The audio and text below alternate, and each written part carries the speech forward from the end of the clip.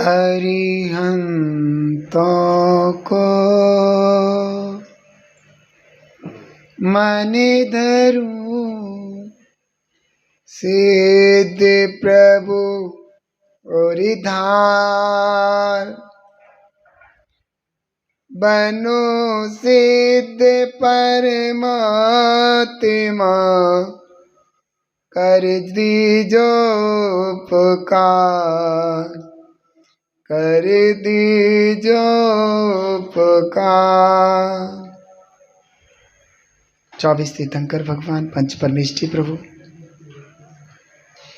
माँ जिनवाणी गौतम स्वामी पूर्वाचार्य आचार्य भगवान शांति सागर जी महामुनिराज, आचार्य भगवान आचार्य गुरुदेव श्री धर्मभूषण जी महामुनिराज, आचार्य श्री सम्यक्त भूषण जी महामुनिराज, इनके श्री चरणों में नतमस्तक होकर के अपने आत्म परिणामों की विशुद्धि के हेतु इष्टोपदेश ग्रंथ को प्रारंभ करते हैं।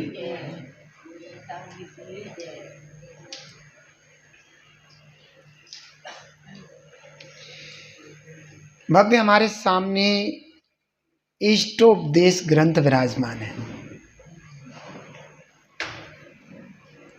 इष्ट उपदेश, इष्ट माने होता है हितकारक, उपदेश माने वचन। जिस ग्रंथ में आत्महितकारक वचन हो उसको इष्ट उपदेश कहते हैं। सो इसका नाम सार्थक है।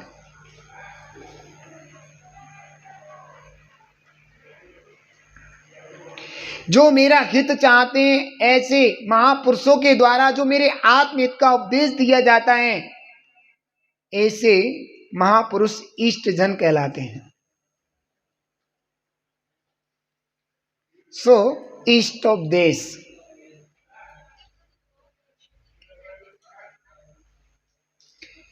आप कभी चिट्ठी देखते होंगे, चिट्ठी लेटर आते हैं, इष्ट मित्रों सहित आना। कभी धार्मिक कार्ड भी बनते हैं, उनमें भी इष्ट मित्रों सहित आना। जो तुम्हारे हितैषी हैं और मित्रगण आदि हैं उनके साथ आना। दुनिया में अगर इस जीव का कोई सच्चा हितैषी हो सकता है तो वो है देव शास्त्र गुरु। सच्चे देव, सच्चे शास्त्र और सच्चे गुरु। तो यहाँ इष्ट उपदेश की बात कही।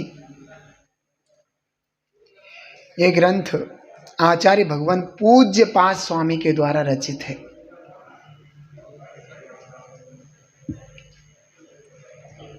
पूज्य पाद स्वामी के द्वारा विरचित यह ग्रंथ भव्य जीवों के लिए आत्महितकारक है।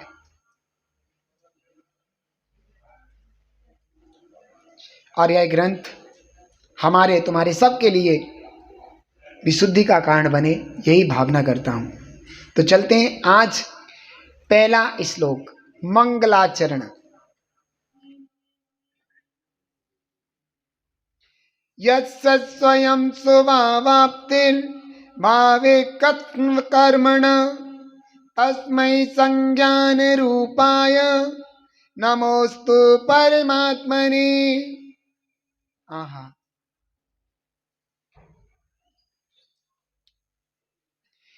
संपूर्ण कर्मों के अभाव हो जाने से, संपूर्ण कर्मों के अभाव हो जाने से जिसके स्वयं ही स्वभाव की प्राप्ति हो गई है, संपूर्ण कर्मों के अभाव हो जाने से जिसके स्वयं ही स्वभाव की प्राप्ति हो गई है। अब स्वयं कैसे हो गई है? उसके स्वभाव की प्राप्ति के लिए कोई करंटली कोई दूसरा कारण नहीं था। करंटली वह अपना निज का स्वयं का पुरुषार्थ था और निज के पुरुषार्थ से ही कर्मों का नाश हुआ था और सहज अपना स्वभाव प्रकट हो गया था।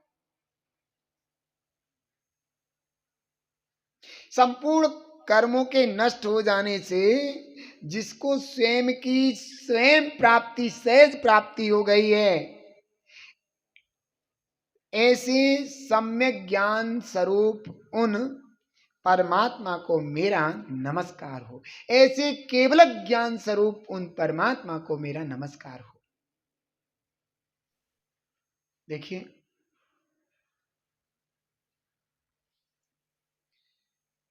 इस जीव के जीवन में संपूर्ण कर्मों का अभाव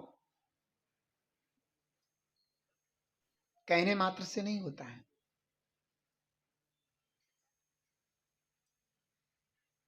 तत् वह पुरुषार्थ होना चाहिए।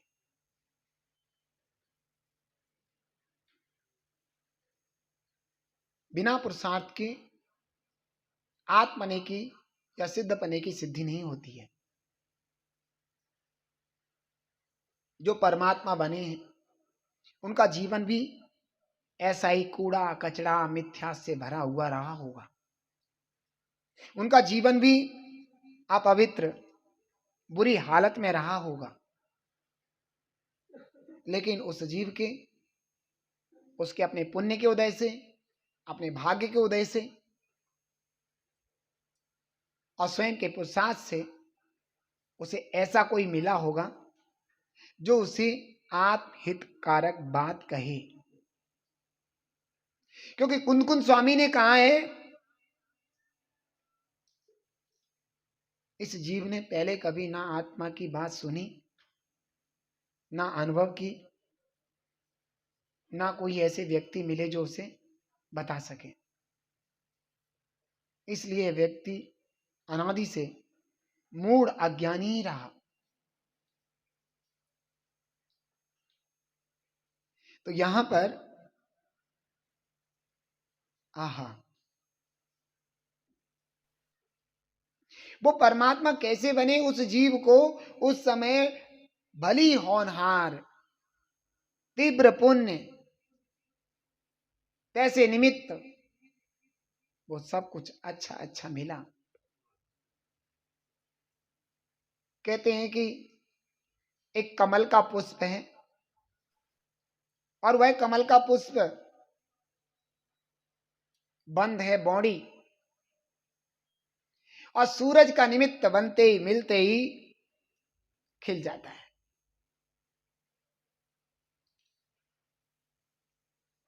ऐसे ही भव्य जीवों के अंतरंग में पड़ी शक्ति निमित्त मिलने से व्यक्ति को प्राप्त हो जाती है।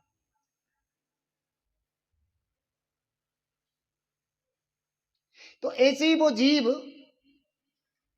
कभी ऐसी हालत में कहीं था, उसका पुण्य का जागृति, उसके अपनी अच्छी होनहार सब कुछ अच्छा मिला, तो उसने पुरुषार्थ किया। तो पुरुषार्थ करने पर वह संयम की ओर बढ़ा। सम्यक तो संयम से सहित होकर के, सम्यक सम्यक ज्ञान और संयम से सहित होकर के उस जीव ने अपने स्वभाव का तीव्र पुरुषार्थ करना शुरू कर दिया। उस स्वभाव के तीव्र पुरुषार्थ में उस जीव ने कर्मों की लड़ियां तोड़ना प्रारंभ कर दी। जब कर्मों की लड़ियां तड़ातड़ टूट रही थीं,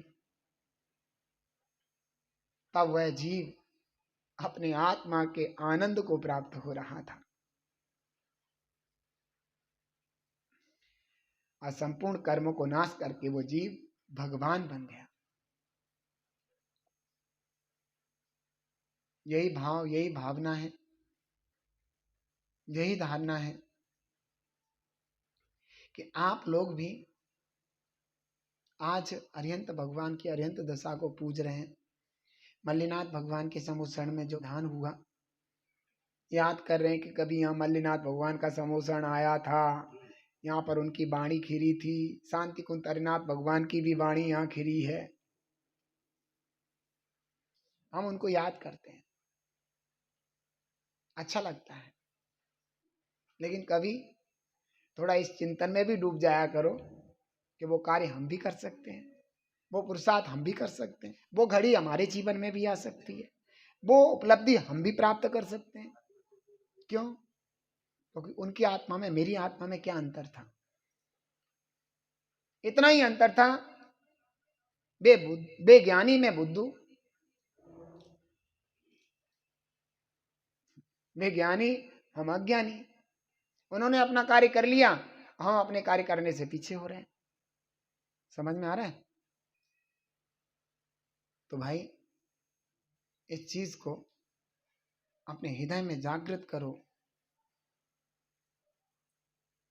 ये समय पावन बन जाए, ये दिन पावन हो जाए, ये मन पावन हो जाए और मेरा मन अपनी महिमा में मदमस्त हो जाए।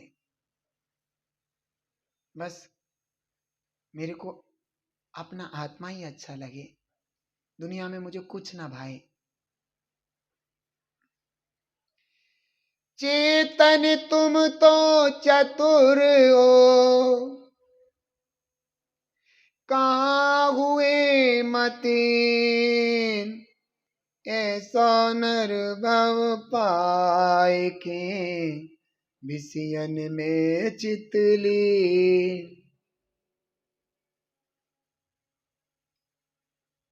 समझ में आ रहा है?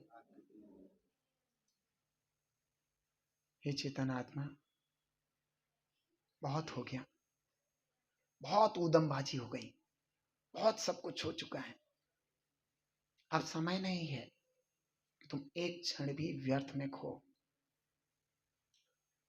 एक क्षण भी तुम्हारा बेकार जाए। पर हित के साथ साथ स्वहित को भी लक्ष्य में रखो। पर हित वही कर सकता है जो स्वहित कर सकता है। जो स्वहित नहीं कर सकता वो कभी भी परहित नहीं कर सकता।